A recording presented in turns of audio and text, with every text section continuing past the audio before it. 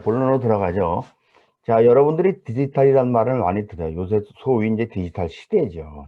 시대라고 그러는데, 디지털이란 게 원래 뭐냐, 월초적인 뜻이 뭐냐 하는 거를 한번 제가 이거 몇 년 전에 찾아본 겁니다, 사실. 자, 원래 디지털은 디지투스라 해서 나왔대요. 저도 뭐 라틴어는 잘 모릅니다. 라틴어의 디지투스의 뜻은 손가락, 발가락 이렇게 이 뜻이 됩니다. 희한하죠? 우리가 디지털 하면 뭔가 뭐 어떻게 느껴져요? 뭐 숫자적인 뭐 이런 여러 가지 그런 뜻이 느껴지는데, 근데 원래 라틴어의 뜻은 디지투스에서 왔다고 그랬고, 그런데 이제 그 영어로 디지트라고 이제 나오죠. 여기서 디지투스에서 디지트가 되는데, 디지트라는 건 뭡니까? 우리가 0, 1, 2, 3 숫자 하나하나 요거를 디지트라고 그래요. 그죠? 그래서 유효 숫자 아시죠? 0.11 이렇게 하면 유효 숫자가 두 개 있는 거예요. 그렇죠? 0은 의미가 없고 11 이게 의미가 있는데 그거를 significant digit 이렇게 얘기합니다. 하여튼 숫자 그 자체 그 0, 1, 2, 3 하는 숫자를 디지트라고 하고, 그 다음에 그렇다면 디지털 그러면 원래 뜻을 살펴본다면 디지털은 손가락에 발가락에 이런 형용사가 되겠네요. 자, 그런데 우리가 알고 있는 디지털은 뭡니까? 일단 여기 이제 이것 자체도 추상화해서 그린 건데, 실제 물리량이 이렇게 까만 선으로 있다고 합시다. 이 가로축은 시간축이 되겠죠? 그 시간축에 대해서 이제 디지털로 만든다는 거는 이 모든 연속적인 값들을 다 기억할 수는 없고, 어떤 일정한 시간마다 그 값을 취해서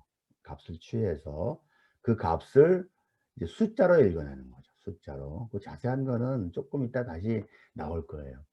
그리고 이제 여기 뭐 재미있어서 제가 소개해 놓은 건데, 도대체 중국 사람들은 어떻게 이 디지털 아날로그를 얘기를 할까 했더니, 우리는 참 좀 그 생소한 한자지만 수마 이런 뜻을 이런 말을 쓰네요. 수마. 그죠? 그다음에 그냥 디지털을 숫자적 이렇게 쓰기도 하는 것 같아요. 숫자. 숫자죠. 그다음에 개수적. 개수라는 거는 정확한 의미는 카운팅 한다는 거죠. 센다. 개자가 들어갔으니까. 뭐 이런 식으로 쓰고, 그 다음에 자, 아날로그는 또 모의, 모사, 유사, 이것도 잘 어려운 한자야. 방진, 뭐 이런 글자가 있습니다. 그 다음에 상사형. 이게 상사형은 이게 비슷하게 한다는 뜻이겠죠. 자, 예전에 제가 학교 다닐 때, 꽤 오래됐죠. 한 40년 가까이 벌써 됐네요. 그때 디지털이라는 말을 처음 들었을 때, 번역된 책들에는 상사형 컴퓨터, 우리가 왜 실장에서 아날로그 컴퓨터라고 그랬잖아요. 그거를 상사형 컴퓨터 이렇게 얘기를 했는데, 아마 일본 사람들이 그렇게 번역을 해서 그렇게 해서 오지 않았나 싶어요. 지금은 그냥 우리는 그냥 아날로그는 아날로그라고 쓰죠. 그냥 이렇게 뜻이 들어와 있는 거죠.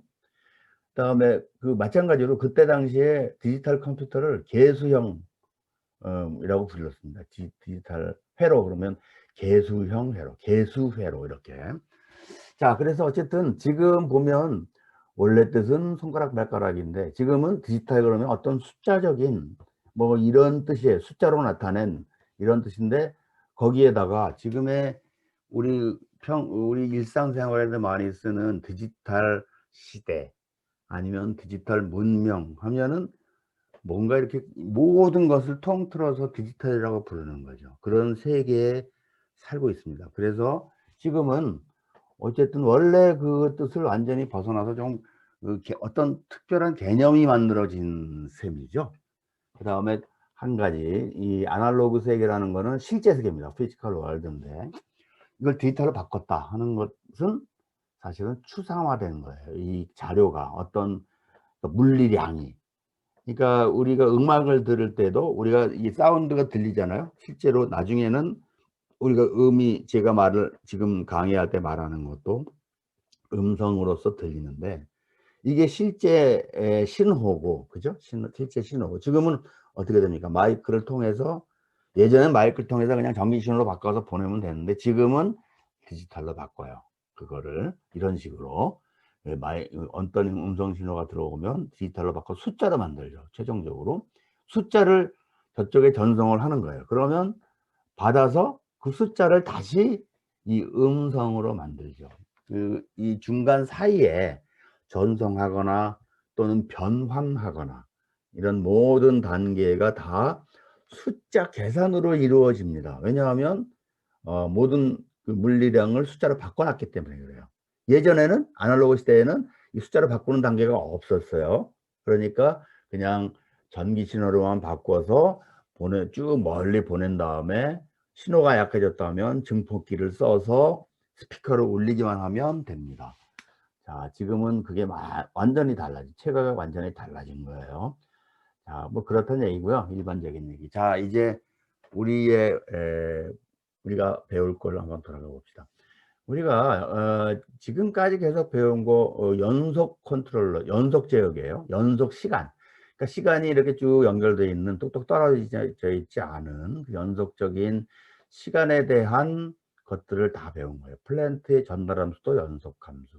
그다음에 이런 그 보상기 또는 제어기라고 부르는 이것도 연속 함수였습니다. 자, 이런 전형적인 제어기가 붙은 이런 시스템을 이제 밑에 B라는 이 그림을 보십시오.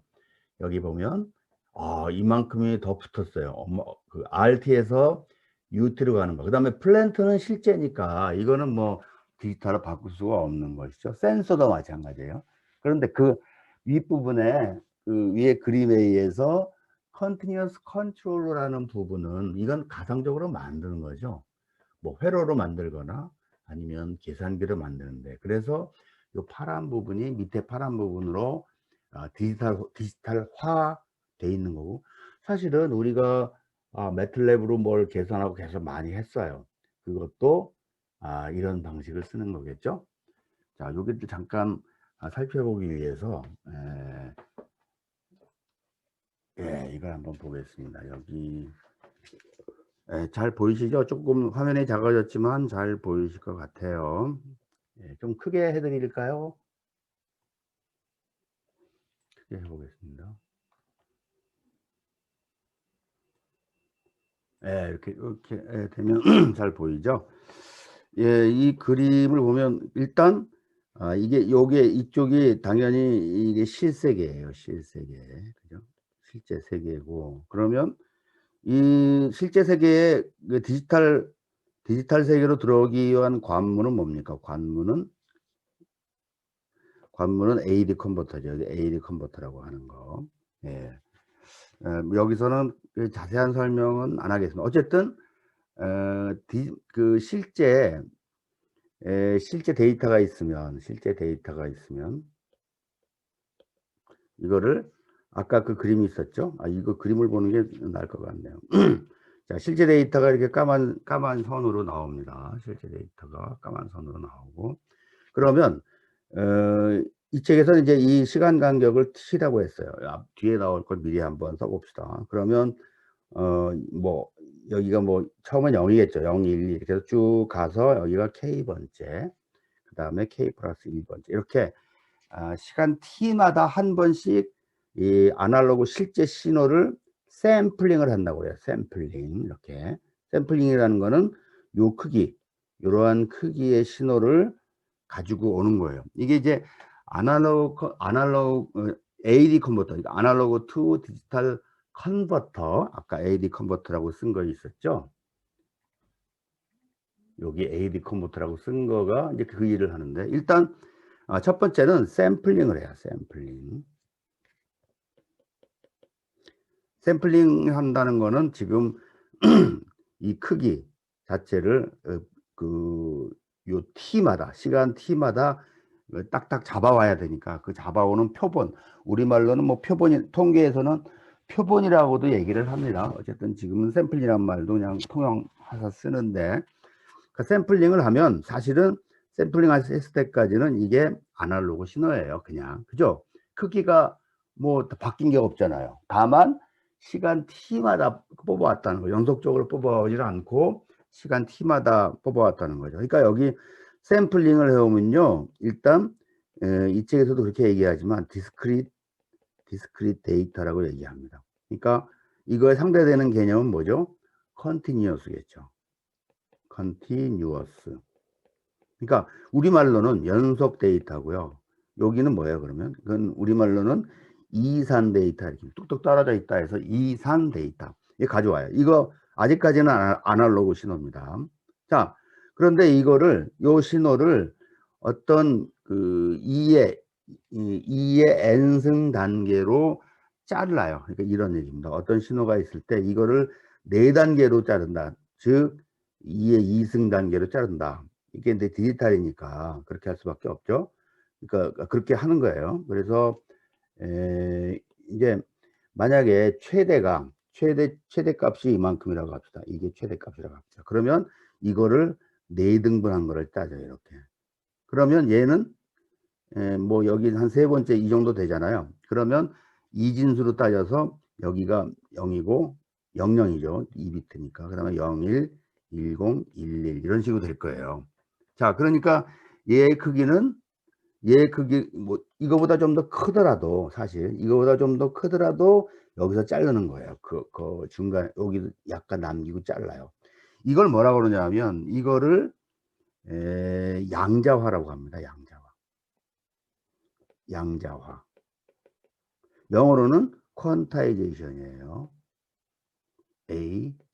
퀀타이제이션. 양자화라는 거는 예를 들어서 아날로그식으로 따져서 이게 값이 얼마입니까? 이게 이 4비트 중에 3개면은 4분의 3이죠. 그죠? 그러니까 0, 4분의 1,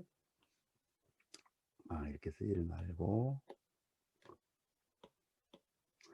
0, 4분의 1, 2분의 1, 4분의 3, 뭐 이렇게 나갈 거예요. 이렇게 나가는데 사실은 신호가 이 0.25죠. 그러니까 실제 신호는 0.26, 뭐 27, 265 이런 게 들어왔어요. 그러면 이게 이렇게 그대로 익히지 않고 0.25 이렇게 읽힌다는 거예요. 자, 그래서 나머지는 버리는 거죠. 자, 그래서 양자화 할 때 이걸 양자화 하라 그래요. 이렇게 단계가 또 이 지금 디스크리트 데이터를 만들 때까지는 연속 시간을 이산 시간으로 만들어 온 거예요. 그런데 이 양자화라는 거는 어떤 겁니까? 이건 양에 대해서 이 그래프로 보면은 아까는 x축에 대해서 이게 뚝뚝 떨어져서 이산화 시켜서 가져갔다 그러면 지금 양자화는 이 y축에 그 양 자체도 이 단계가 있어요. 그러니까 2의 n승이라고 그랬습니다. 그러니까 만약에 2의 10승이면 어떻게 돼요? 이게 2의 10승, 10비트를 쓰게 되면 이거는 1024단계가 돼요. 그러니까 한 스텝이 약 1000분의 1 정도가 되는 거죠. 그 다음에 지금은 CD 같은 경우, 음성 신호 예를 들면 CD 같은 경우는 16비트를 씁니다. 16비트를 쓰는데 65536. 이거 옛날에 많이 쓰던 숫자라 제가 딱 외우고 있습니다. 자, 이렇게 2의 16승, 그러니까 16비트짜리 AD 컨버터를 쓰면 그 단계가 이렇게 65,536단계로 쫙 세분화되어 있는 거죠. 그러면 이렇게 되더라도 양자화를 딱 시키면 어쨌든 에러가 생기게 돼 있어요. 그런 오차. 그래서 양자화에는 어쩔 수 없이 양자화 오차가 생기게 됩니다. 양자화 오차. 자, 그 다음에 실제 디지털은 뭐냐면 양자화에서 끝나지 않고, 양자화 되면 그러니까 4비트라면 값이 0, 0.25, 0.5, 0.75 이거밖에 없어요. 딴 값은 존재하지 않아요. 그럼 이거를 그 다음에는 코드로 만들어줘요. 부호화. 무슨 얘기죠?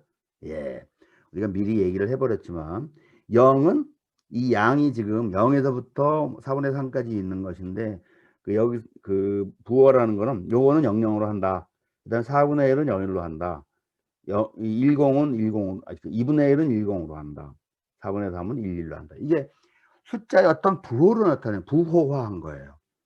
부호하면은 느낌 뭐가 있냐면 암호화하고도 조금 느낌이 비슷한 게 있어요. 어쨌든 이렇게 부호로 바꾸는 거. 영어로는 뭐라 그러냐면 이거를 코딩, 이거 코딩이라고 그래요. 이거를 코딩. 그래서 어쨌든 AD 컨버터는 코딩을 하는 거예요. 그죠? 뭘로?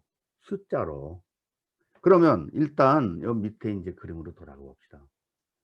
자, 그러면 이게 실세계의 데이터가 이게 여기 이제 요런 요러한 요러한 표현을 많이 씁니다. 요 스위치 이거. 네, 스위치를 많이 쓰는데 의의 의미는 샘플링 했다는 거예요. 그렇게 보이죠, 느낌이. t마다 라지 t라는 시간마다 이렇게 스위치를 꺼놨다가 그 샘플링 할 때만 연결을 탁 했다가 끊는 거예요. 순간적으로. 그러면 이것이 샘플링이 돼서 들어가서 이 AD 컴퓨터가 하는 일은 뭐예요? 그러니까 여기선 샘플링까지 하죠, 얘가. 그러니까 AD 컨버전은 다시 한번 정리하면 샘플링, 그 다음에 뭘 한다고요? 퀀타이제이션, 양자화, 표본화, 우리말로 써줄게요. 그 다음에 코딩, 그 표본화를 하고, 그 다음에 이거는 양자화를 하고, 그 다음에 이거는 부호화를 하는 겁니다. 부호로 바꿔서. 그러니까 결론은 뭐냐면 숫자예요, 숫자. 숫자가 나오겠죠. 이진 숫자가 나오는데, 그거는 이제 이진 숫자가 되면 그 다음부터는 컴퓨터가 그것을 갖고 이제 계산을 하거나 어떻게 무슨 뭘 할 수가 있는 거죠. 자, 그래서 나머지는 다 비슷하죠. 그 다음에 또 좀 이따 금방 얘기가 나오겠습니다만, 여기서는 이제 이런 전달함수 자체는 사실 뭐예요? 미분 방정식을 라플라스 변환을 해버리니까 S의 뭐가 됐어요? 유리함수가 됐어요. 유리함수라 하면 뭐죠? 그 분수로 다항식의 분자분모가 다항식인 그런 함수. 우리가 늘 그냥 알고 있는 내용입니다. 자, 그런데 여기서 뭐냐면 소위 디퍼런스 함수, 차분 방정식이라는 함수란다. 그러니까 차분 방정식으로 나타납니다. 차분 방정식. 자, 그 다음에 이 계산을 다 마치면 뭐 어떻게 해서 그러니까 당연히 이 기준 입력 이것도 AD 컨버전을 해야 되겠죠. 이것도 아날로그로 들어볼 수 있으니까. 자, 그러면 결국 실세계의 출력으로 그러니까 제어 신호는 또 어떻게 해야 돼요? 그러면 제어 신호는 다시 아날로그 신호로 만들어 줘야 됩니다. 그렇기 때문에 거기서는 거꾸로 DA 컨버터를 쓰고요. 그렇게 해서 이제 출력을 보냅니다. DA 컨버전은 AD 컨버전의 AD 변환에 완전히 반대죠. 자, 이러한 것을 제어 시스템이 이렇게 바뀐다 하는 것을 설명을 드렸습니다. 자, 그러면 이제 다시 한번 정리를 해보겠습니다. 디지털화. 그 디지털화를 디지털라이제이션이라고는 안 거고 디지타이제이션 이렇게 이야기합니다. 디지타이제이션. 그 다음에 그러면 이제 연속 신호를 이산 신호로 바꾼다. 지금 설명을 대충 다 했습니다. 제가 이산 신호, 이 이산이란 말은 시간이 똑똑 떨어져 있다 이겁니다. 시간이 똑똑 떨어져 있다. 이런 게 이산의 뜻입니다. 그러니까 이제 디스크리트 시그널 그러면 연속 시그널의 반대가 되는 개념이고요. 자, 그러면 우리가 이제 이런 식으로도 표현할 수 있겠죠. YT라는 게 우리가 이제 어떤 아날로그 세계의 실제 신호를 지칭할 때 이렇게 YT 그냥 써버리죠. 그거를 T라는 아까 스위치도 썼습니다만 이렇게 스위치를 썼죠. 이렇게 해서 이렇게 썼습니다. 이렇게 이제 샘플러를 이렇게 이런 식으로 썼는데 샘플러 이렇게 하여튼 T마다 첫 번째 0일 때는 Y0일 거고 그 다음에 K가 1일 때는 그냥 T 시간대 그 다음에 2T 3T 해서 시간을 가져오는 거 이제 그거고 그 다음에 이때 T를 표본 주기 그러니까 샘플 피리어드라고 얘기를 하죠. 샘플 피리어드라고 얘기를 하고 뭐 단위야 뭐 밀리세컨드가 될 수도 있고 뭐 초가 될 수 있겠죠. 그 다음에 T의 역수는 어떻게 돼요? 시간의 역수면 주로 우리가 알고 있는 바로는 주파수죠. 그러니까 어떤 시간에 대한 횟수니까. 그래서 이거를 표현을 얼마나 하냐. 그 시간에 없으면은 rate라는 말을 쓰게 돼요. 그러니까 단위가 어떻게 해요? 단위가 per sec, per 초, per 시간 이렇게 시간분의 1이 되잖아요. 이런 거는 영어로는 보면 rate라는 말을 쓰고 우리말로는 rate를 또 율, 무슨 율 이렇게 그 번역을 했잖아요. 그러니까 이제 이렇게 표본율 이렇게 얘기를 할 수가 있겠습니다. 또는 어떤 시간에 대한 뭐 이렇게 되니까 시간의 역수니까 속도라는 말을 붙여 또 무방하겠어요. 예. 그 다음에 샘플 데이터 시스템이란 말이 나옵니다. 여기는 사실 하이픈이 이렇게 들어가야 돼요.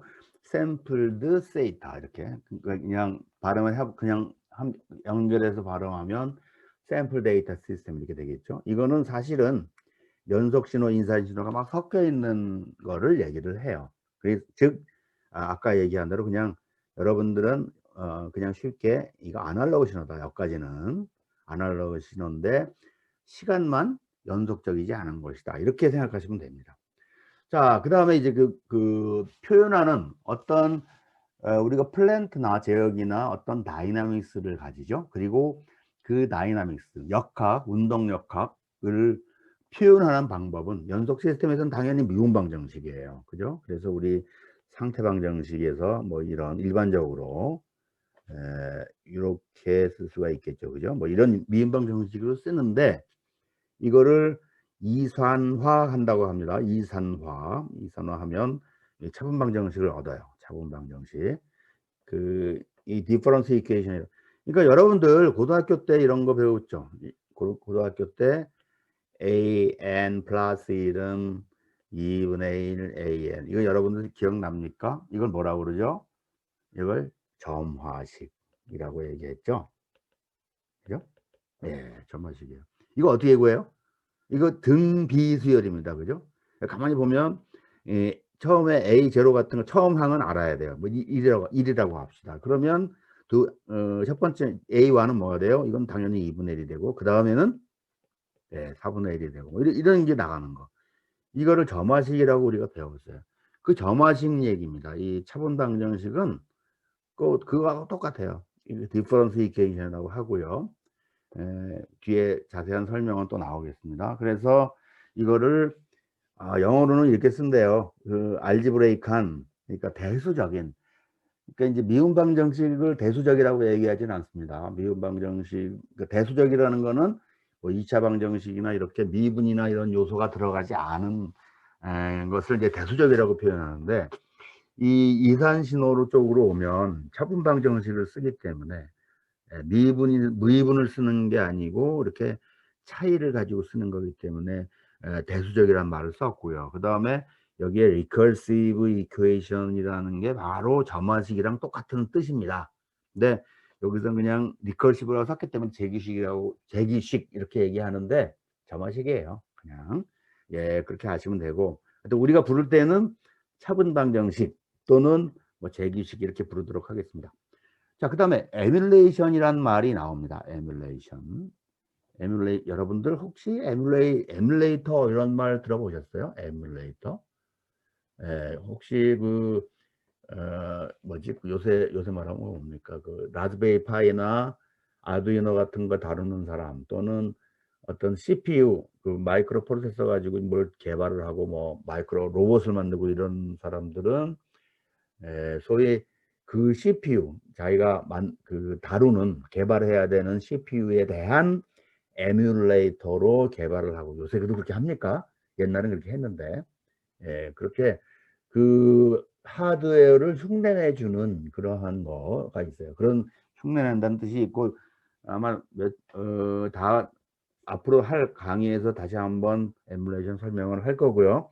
근데 여기서는 뭐냐면 어쨌든 원래 DCS라는 게 지금 뭘 표현한 겁니까? 연속 시간에서의 제어기를 DCS라고 표현했죠. 여기 보세요. 여기 DCS. 그 DCS를 디스크리트 타임으로 근사화시키는 거. 그러니까 이거를 어쨌든 디지털 제어기가 되려면 이렇게 연속 시간이 아니고 이렇게 이것도 역시 디스크리트 타임에서 이걸 풀어내야 되는데 그걸 원래 우리가 생각했던, 그러니까 지금까지 우리 7장까지 뭘 했습니까? 연속 시간에 어떤 제역이 만드는 걸 했는데 그거 버릴 수가 없잖아요. 그러면 그거를 어떻게, 그걸 이용해서 어떻게 디지털 제어기를 만들겠느냐 하는 문제를 여기서는 이제 그걸 에뮬레이션에서 만들자 이렇게 나옵니다.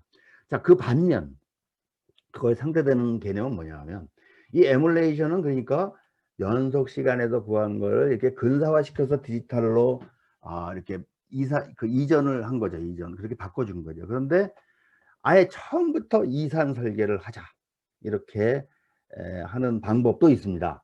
우리가 이제 상태 방정식 세우듯이 이산 시간에서 직접 차분 방정식을 구하는 거예요.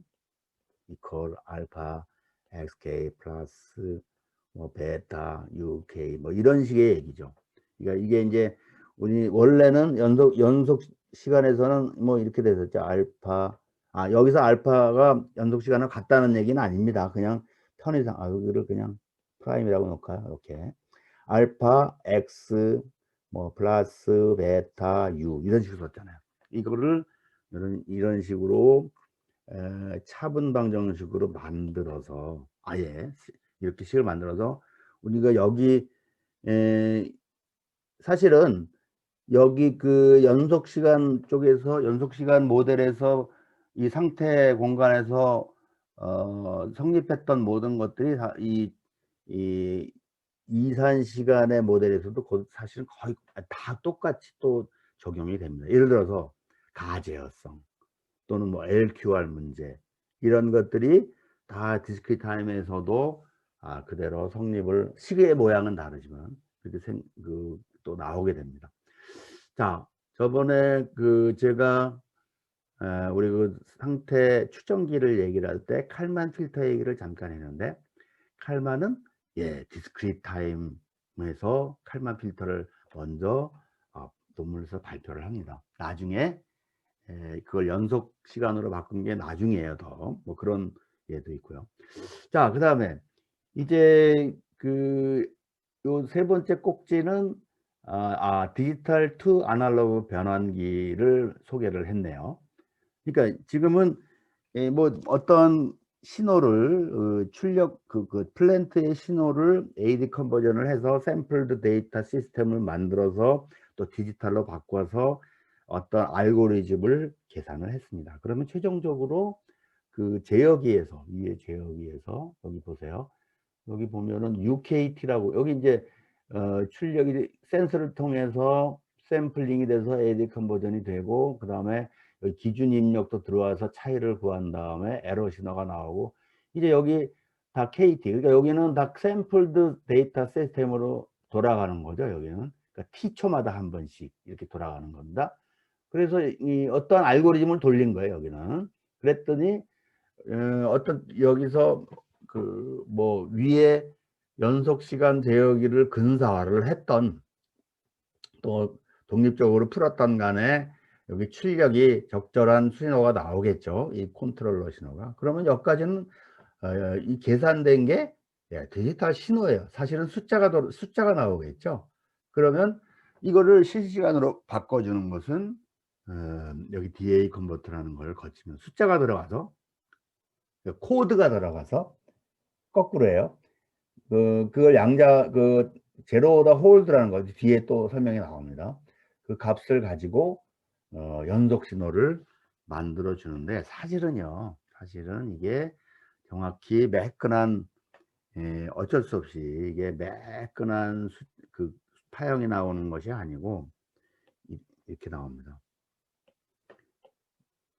그러니까 원래는 이런 신호가 나와야 되는데, 이 생각을 해보세요. 여기서 시간 t마다 이렇게 나왔다고 생각을 하고요.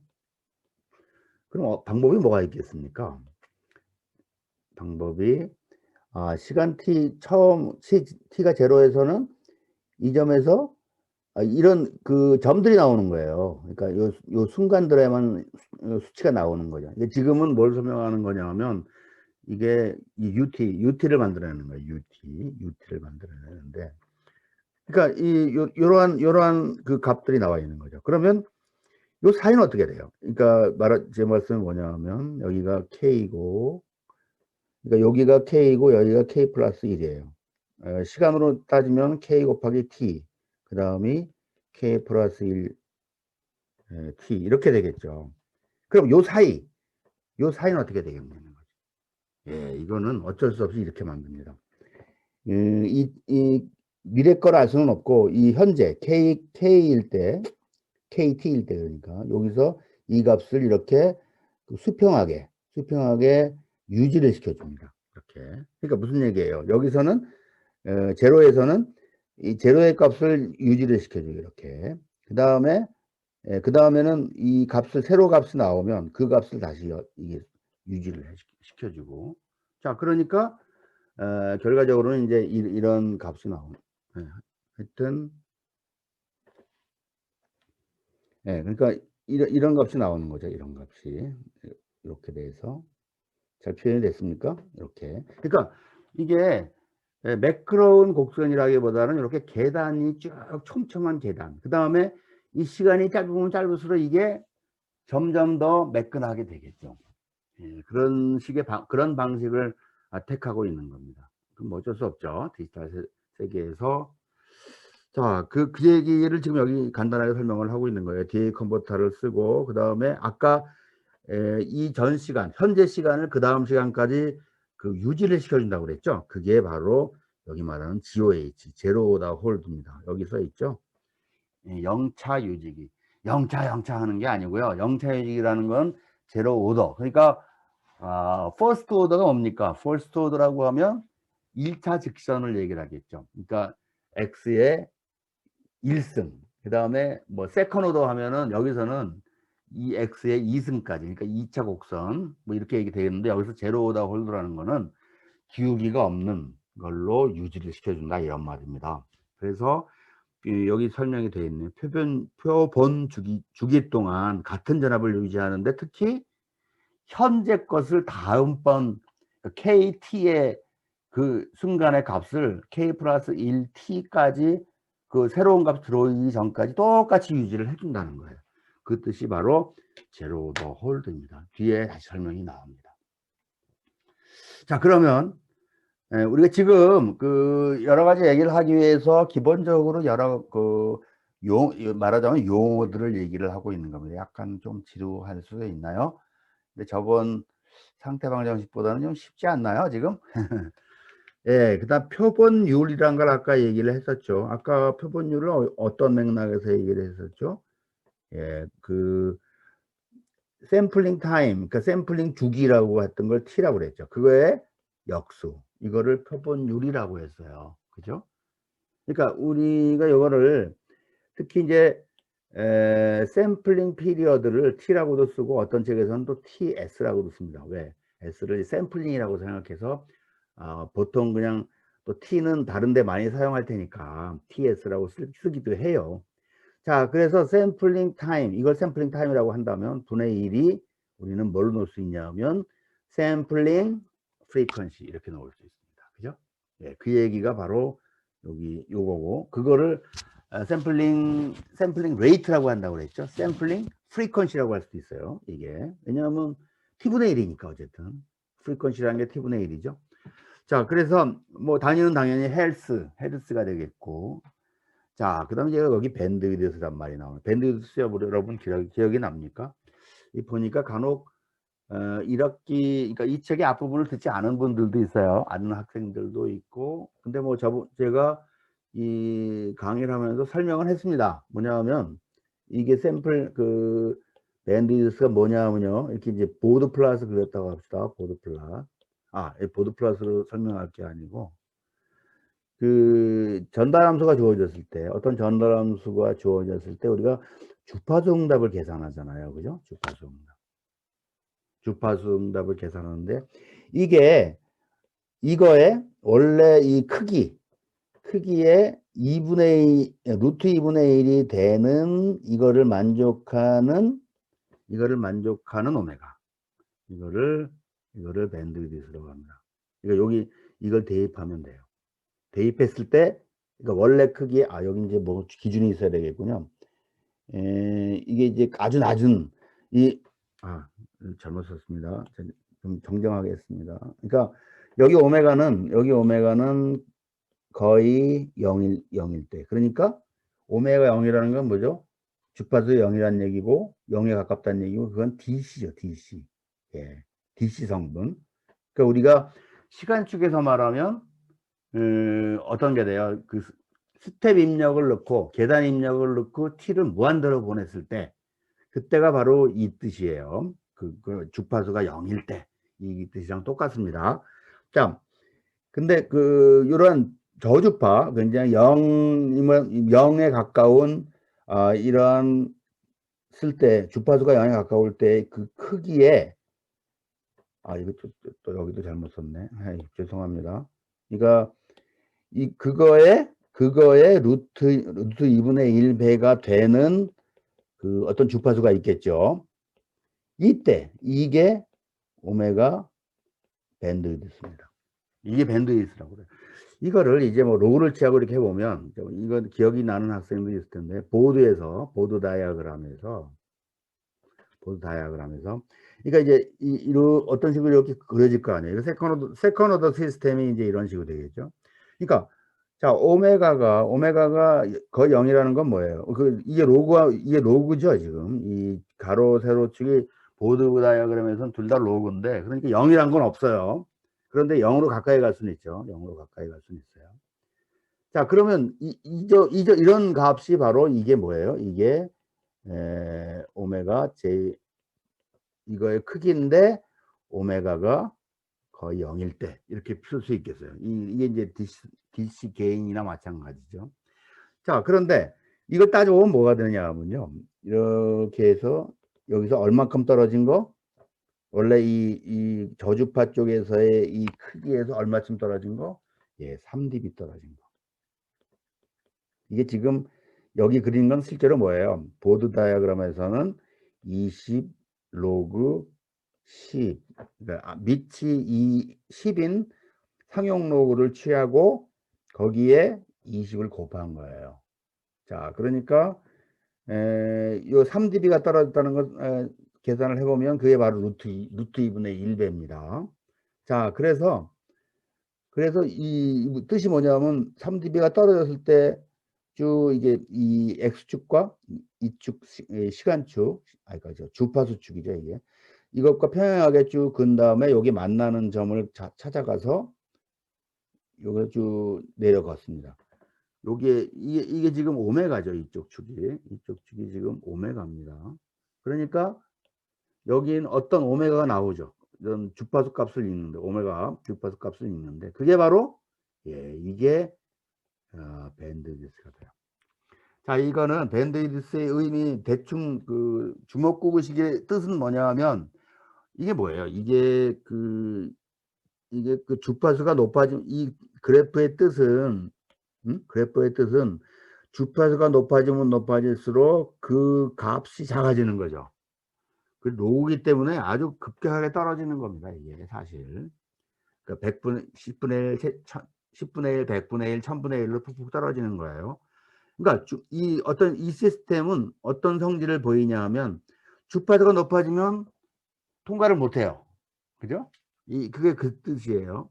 자, 그런데 이 밴드위드스란 건 뭐냐면 적절하게 한 루트 2분의 1 정도, 루트 2분의 1이 숫자가 얼마야? 루트 2분의 1이 사실은 0.7 정도 되죠? 70%. 그죠? 그러니까 여기 로그로 따지면 마이너스 3dB 이렇게 되지만 우리 그냥 쓰는 글 숫자로 따지면 70%. 그러니까 원래 값에 70% 정도까지 통과하는 거를 우리가 기준으로 삼는 거예요. 뭔가 그게 바로 그걸 밴드위드스라고 합니다. 이 밴드위드스는 시스템에서 굉장히 중요한 성질이 돼요. 자 그런데 여기서 뭐냐면 이 표본 속도 표본율이 몇 배? 이 밴드위드스의 20배 정도는 돼야 되겠다. 자 그러면 어떤 얘기예요? 표본율 그 밴드위드스가 만약에 단위가 뭐가 되겠어요? 뭐 헤르츠죠 역시. 그렇죠? 주파수니까 밴드위드스는 오메가 BW입니다. 이게 만약에 이게 만약에 10이라고 합시다. 10 헤르츠겠죠. 헤르츠. 자, 그러면 FS는 얼마 정도로 해줘야 된다고요? 이거보다 훨씬 빠르게 200Hz 이상, 200Hz보다 크게, 이런 얘기입니다. 지금 이게 FS. 사실 이게 여기 밴드위드스를 오메가로 쓰고 여기 FS를 이렇게 쓰면 이게 안 맞아요. 왜 그렇죠? 오메가는 2파이 F 이런 게 있습니다. 이렇게 2파이를 더 곱해줘야 돼요. 그러니까 이거는 사실 2파이 곱하기 얼마 이렇게 됩니다. 그죠? 2파이 나눠줘야 되죠. 이거는 하여튼 뭐 그렇다 치고, 그거는 이제 나중에 그런 2파이 곱하느냐 안 곱하느냐 이거는 이제 그 의미상 따져보기로 하고, 어쨌든 간에 이 밴드위드스의 20배에 해당하는 속도로 더 무지하게 빠르게 표본을 해줘야 된다. 그래야 연속 제역의 성능에 부합한다. 뭐 어떻게 보면 당연한 얘기죠. 왜냐하면 그걸 빠르게 하면 할수록 아까 여기 요 시구간 요게 더 촘촘해지는 거잖아요. 그죠? FS가 커지면 커질수록 T는 작아지는 거잖아. 그죠? 왜요? FS는 T분의 1이니까. 그죠? 자, 이렇게 되니까 이 FS를 크게 하면 T분의 1은 점점 작아집니다. 점점 더 연속함수처럼 가게 된다. 뭐 이렇기 때문에 그래서 이런 얘기를 하고 있는 겁니다. 자, 그러나 이제 이산설계라는 의미는 뭐냐면, 위에 보면 우리가 두 가지 방법을 소개를 했어요. 사실 여기요. 그러니까 이 이산 시스템, 그 디지털 제어 시스템을 해석하는 방법이 두 가지가 있는데, 하나는 연속적인 것들을 계산한 다음에 그걸 에뮬레이션해서 근사화시키는 거, 이 방법이 하나 있고, 두 번째는 뭐였다고요? 직접 이런 차분방 정식부터 구하고 여기로부터 이론들을 쭉 나름대로 그 이쪽 디스크리트 타임 시스템의 이론으로 쭉 풀어나가는 두 가지 방법이 있다고 했어요. 자, 그래서 이제 여기서 하는 얘기 뭐냐면, 그런 이산 설계, 그러니까 이 디스크리트 타임에서 고유의 그 설계법을 통해서는 좀 더 이 표본 속도가 좀 더 느리더라도 잘 동작할 수 있는 걸 만들 수 있다, 그 말이에요. 이거는. 그죠? 자, 그 다음에 그 경험적으로 어떤 경험적인 수치인 것 같아요. FS가 20배 이상이라고는 했으나 이 25배 이상일 때가 더 좋겠다, 뭐 이런 얘기를 또 썼습니다. 이 책 쓰는 분이. 자, 그 다음에 이제 유지기와 관련된 지연, 이걸 생각해. 자, 아까 뭐라고 했냐면, 유지기는 DA 컨버전 할 때, 그러니까 이제 그 디지털 신호를 실색의 시간 아날로그 신호로 바꾸어 줄 때 이런 홀드 시키는 기능이 필요하다고 했습니다. 아까 얘기를 했었죠. 그러니까 원래 이 실선으로 그려진 요 신호가 우리가 원래 만들어내려고 하는 신호인데, 이게, 그리고 이제 그렇지만 컴퓨터에서 나온 신호는 이거죠. 요러한 점들이 나오는 것이죠. 그죠? 이게 이제 계산된 값이에요. 그리고 이 계산된 값도 양자화되어 있습니다. 현재 숫자가. 왜? 뭐 4비트인데 0.26이라는 값이 나올 수가 없죠. 그죠? 네, 그래서 하여튼 뭐 그거는 이제 잊어버리고, 그러면 이제 이거에 대해서 이제 실제로는 이 DA 컴퓨터 1차적으로 이렇게 계단파 같은 게 나와요. 계단 신호가 이렇게 나오는 거죠. 정확히 곡선이 안 나오고. 그런데 이거를 평균을 내면, 이거 평균을 낸다는 거는 어떤 이렇게 그 계단으로 삐쭉삐쭉한 거를 좀 이렇게 스무드하게 부드럽게 바꿔주는 것은 이런 어떤 필터를 쓰면 돼요. 필터. 그러니까 여기에 이렇게 뭐 이렇게 무뚝뚝한 이런 신호, 그 계단 신호가 들어갔을 때 이거를 이렇게 스무드하게 바꿔주는 것도 필터를 쓰면 돼요. 저주파 필터를 쓰면 되죠. 저주파 필터를 쓰면 되는데, 그렇게 되면 이렇게 상당히 좀 여기 점선처럼 좀 늦어지기 조금 지연된 듯하게 나온다 이거죠. 그러니까 저주파 필터에서 또 전형적으로 이런 것들을 쓸 수 있습니다. 1 플러스 뭐 알파 S분의 1 이렇게. 이게 이제 저주파 필터의 전형적인 아주 간단한 예인데요. 그러면 이거는 생김새가 어떻게 생겼냐면요. 시간으로 바꾸면 이제 계단임요. 계단 응답을 본다면 여기가 1일 때 이렇게 됩니다. 그래서 이게 이렇게 우리가 계단 입력은 어떻게 돼요? 이거죠, 이거. 이렇게 딱 여기 이 t는 0에서 1이 딱 돼서 쭉 0이 했는데 여기 이 응답은 이게 천천히 올라가요. 천천히. 1차 시스템은. 자, 그러면 등가적으로 이게 만약에 이렇게 생각해 봅시다. 0.5 값이 0.5 이하인 것은 0이고 0.5보다 큰 건 1이라고 생각해 봅시다. 그러면 이 그래프는 어떻게 되겠습니까? 이거는 만약에 이거에 상응하는 계단 응답을 만든다면 이렇게 되겠죠. 그러면 말하자면 이 정도가 이게 시간 지연이 있는 거예요. 그죠? 이게 시간 지연. 시간 지연이라는 거는 어떤 제어 시스템 이런 데서 굉장히 안 좋은 영향을 미칠 수가 있습니다. 사실. 자, 그래서 여기서도 이런 필터 같은 거를 통과를 하게 되면 이 점선 실선 같은 신호를 내보내려고 했으나 점선 같은 신호가 나가게 되기 때문에 지연 시간이 생긴다는 거죠. 여기에 이렇게 지연 시간. 이 지연 시간이 대개 이건 뭐 이게 확률적으로 계산을 해야 될 거예요. 이 지연 시간이 얼마나 되는가를. 근데 대개 한 2분의 t 정도 될 것이다. 된다 하는 거죠. 그럴 것 같죠? 어쨌든 원래 신호보다 2분의 t만큼 좀 느린 신호가 나간다 하는 겁니다. 그럼 이것도 역시 t가 작아지면 작아질수록, 그죠? 작아지면 작아질수록 이 지연도 적어지는 거고, 뭐 너무나 당연한 얘기고요. 그러니까 이렇게 좀 더 빠르게 하는 게 좋겠다 하는 겁니다.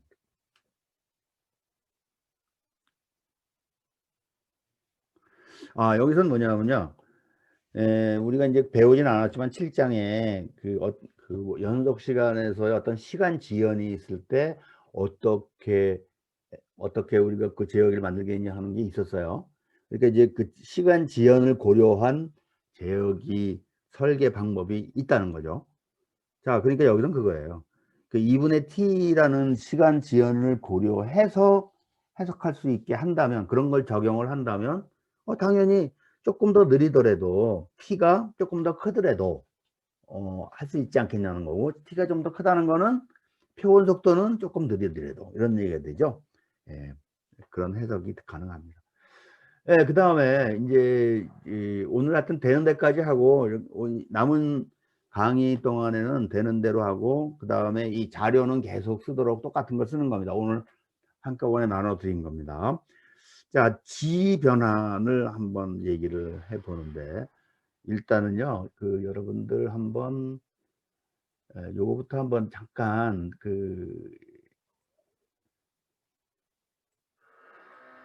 이걸 한번 먼저 생각을 해 봅시다. 제가 자, 라플라스 변화, 어떤 신호, 뭐라 그럴까요? 뭐 GT를 많이 쓰니까 좀 얇죠. 네, 조금.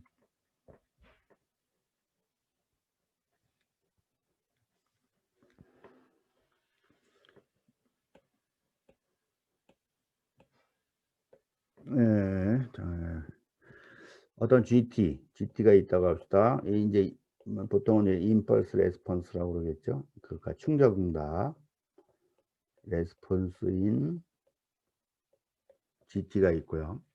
자, 그러면 이거에 대한 라플라스 변화는 인티그랄 0부터 무한대까지 뭐예요? G 타우, 그죠? 다른 변수로 바꿔야겠죠. 그 다음에 exponential 지수함수를 쓰죠. 마이너스 S 타우죠. 타우 S 타우. 원래는 이렇게 안 쓰는 거 T라고 그냥 쓰죠. 제가 뭘 생각했길래 이렇게 gt exponential 마이너스 st dt. t에 대해서 적분을 하니까 t는 다 소거가 되고 이거는 어떤 s에 대한 함수가 돼요. 그죠? 어떤 s에 대한 함수. 특히 g를 이렇게 바꿔서 s로 gt를 바꿔서 했기 때문에 사실은 f라고 쓰면 너무 번잡스럽고 여기다 뭐라고 써요? 이거를 gs라고 하기로 하죠. 자, 그런데 지금 뭘 해보려는 거냐면요. 이렇게 아까 이런 신호가 있고 그 다음에 이렇게 샘플링을 t마다 이렇게 했다고 봅시다. 이렇게. 그러니까 일반적으로 여기가 kt 그 다음에 k 플러스 1 곱하기 t 이런 시점들이 되겠죠. 자, 그 값이 되고요, 이게. 자, 그럼 이런 상황에서 우리가 라플라스 변환을 해보자는 거예요. 이거를 fs라고 합시다. 이거를 ft라고 합시다. 그러면 샘플을 만들어 놓았을 때 이 샘플 자체는 뭐라고요? 뭐가 된다고요? 여기 보면 kt 이런 식이 되겠죠.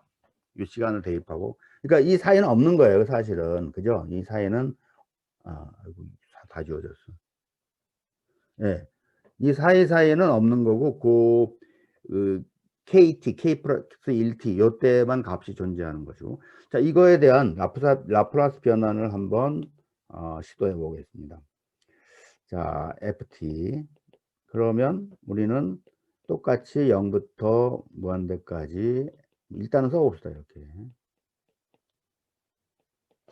자, 그런데 이제 이걸 어떻게 쓸 수 있냐면요. 이 각각 나눠 쓸 수 있어요. 여기 0부터 0에 여기가 0이고 여기가 0이 시간이 0이고 여기 t 이런 식으로 쭉 간다고 봅시다. 그러면 우리는 이걸 나눠서 무한대긴 하지만 어쨌든 0부터 t까지 근데 특히 우리는 여기서 뭘 가정하냐 하면요. 이 값이 다음 표본 주기 할 때까지는 같이 유지가 된다. 이렇게 생각을 해 줍시다. 이렇게 유지가 된다. 그러니까 제로다 홀드를 하고 있다. 이렇게 생각을 해 봅시다. 그러면 지금 여기 있는 값은 뭐가 돼요? 이게 요 구간, 지금 적분하려는 구간이 일차적으로 요 부분입니다. 요 부분. 요거를 이게 나눠서 하자는 뜻이에요, 지금. 자, 그러면 이거 자체는 t는 t지만 실제로는 ft는 제로일 때 값을 가지고 exponential 마이너스 st dt를 하고요. 그 다음에 플러스 t부터 2t까지는 뭐예요? f 라지 t exponential 마이너스 s 이렇게 되죠. 그 다음에 이걸 쭉 가서 이제 k항만 써봅시다. kt부터 k 플러스 1t까지 여기는 뭐라고 돼요? f 여기는 kt가 되겠죠. 그죠? 이렇게 쓸 수 있고 그 다음에 요 사이에 exponential 마이너스 s는 그 뭐라고 바꿀 수가 없기 때문에 그냥 적분을 해야 되죠. 자, 이렇게 합니다. 그리고 계속 나가죠. 자, 그러면 첫 번째 건 뭐가 됩니까? 첫 번째 항은 이거 뭐가 되냐면 F0는 이 T하고는 관계가 없는 상수예요. F0가 나왔고요. 그 다음에 이거 그럼 뭐가 남냐면 요 첫 번째 항만 따로 잠깐만 계산해 봅시다.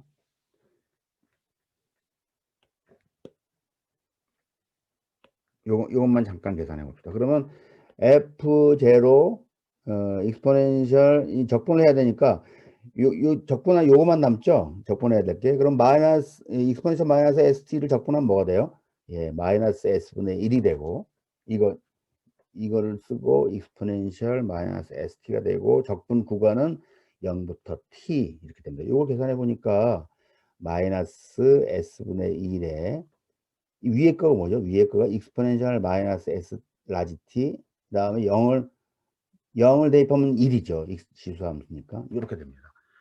그럼 얘는 정리를 잠시 하면 S분의 1 부호를 괄호 안으로 집어넣었어요. 이렇게 이런 식이 됩니다. 그럼 이걸 좀 일반화해 보죠. 일반화해 보면 이게 그러니까 뭐 K번째 항은 어떻게 되겠습니까? K번째 항은 여기 뭐가 빠졌냐면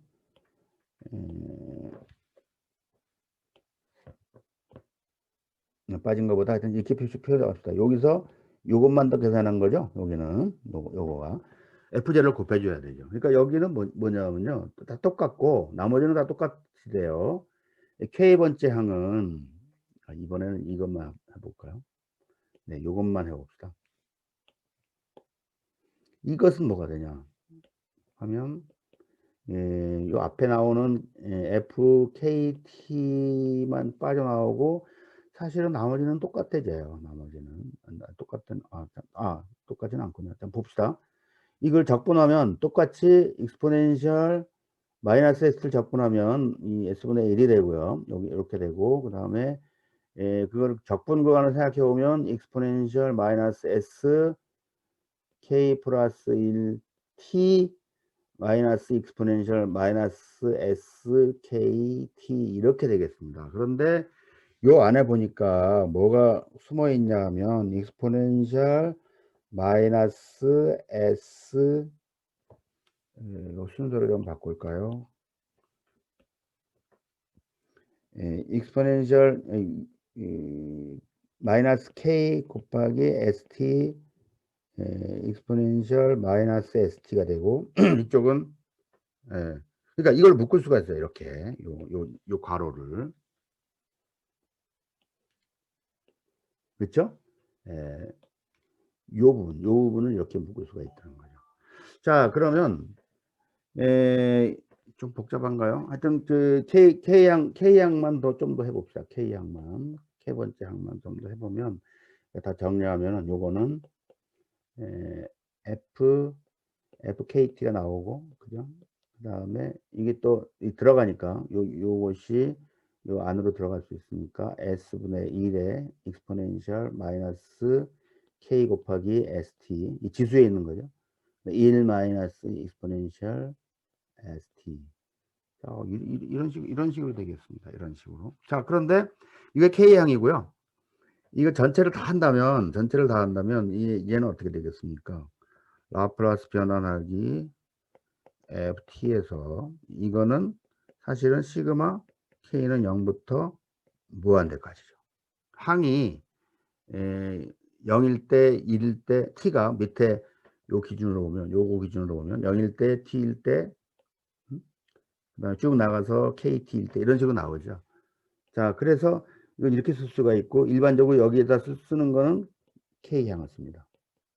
이렇게. 그 다음에 익스포넨셜을 좀 먼저 써볼까요? 익스포넨셜. 요 가만 보니까 마이너스 K 곱하기 ST예요. 그러면 마이너스 ST에 뭐요? 이거에 K승이 되죠. 그 다음에 얘는 뭡니까? 얘는 S분의 1 마이너스 익스포넨셜 마이너스 S ST 이렇게 됩니다.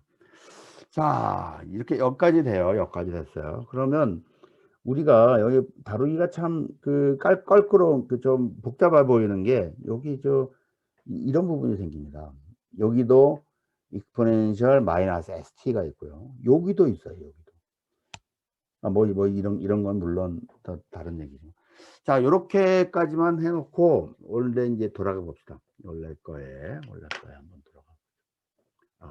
밑에 제가 가르쳐줬군요.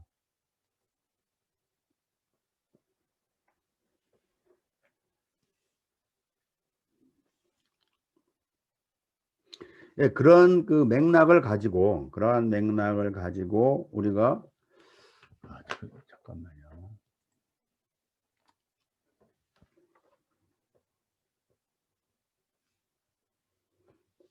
그러니까 여기서 보면 익스포넨셜 ST 이런 거를 G라고 놨다고 보세요. G라고 놨다고 보고 그 다음에 이렇게 FKT 같은 거를 T를 매번 쓰지 말고 이거를 이렇게 표현을 한다고 합시다. 이렇게. 그다음에 이제 이런 게 문제인데 요게 왜 생겼냐 하면 그러니까 이런 항이 왜 생겼냐 하면 이게 바로 제로 오더 홀드입니다. 제로 오더 홀드가 왜 이렇게 되냐 하면 아까 여기에 그 유지 이렇게 위에 이거를 유지한다고 생각을 했을 때 요것 때문에 생기는 항이 바로 이거예요. 그래서 그게 제로 오더 홀드고 나머지만 생각하면 이게 어떻게 되냐면 이걸 다시 한번 써 봅시다. 요거를 다시 한번 써 본다 그러면 이제 우변만 써 보죠. 우변만 써 보면 요걸 요렇게 바꿨을 때 시그마 K는 0부터 무한 대까지 FK가 되고 그다음에 이게 뭐예요? 여기는 또 exponential 마이너스 ST가 G니까 G 여기가 여긴 플러스라고 여기가 마이너스라고 해도 되겠죠? 예.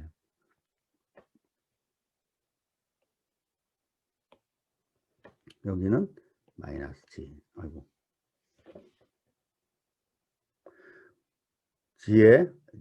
G의 마이너스 K승. 이런 식으로 우리가 할 수 있고, 다만, 요것은, 아까도 얘기했듯이, 요건 제로보다 홀드로서, 이거는 연속 시간이고, 이쪽은 연속이고, 이거는 이산 시간으로 바뀐 거야, 이렇게. 그래서 이거를 F의 G 트랜스폼이다. 이렇게 그런 의미를 가지고 있는 겁니다.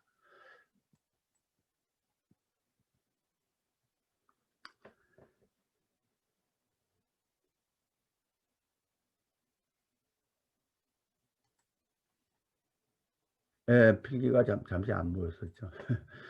네, 오늘은 조금 이르지만 여기까지만 하도록 하겠습니다.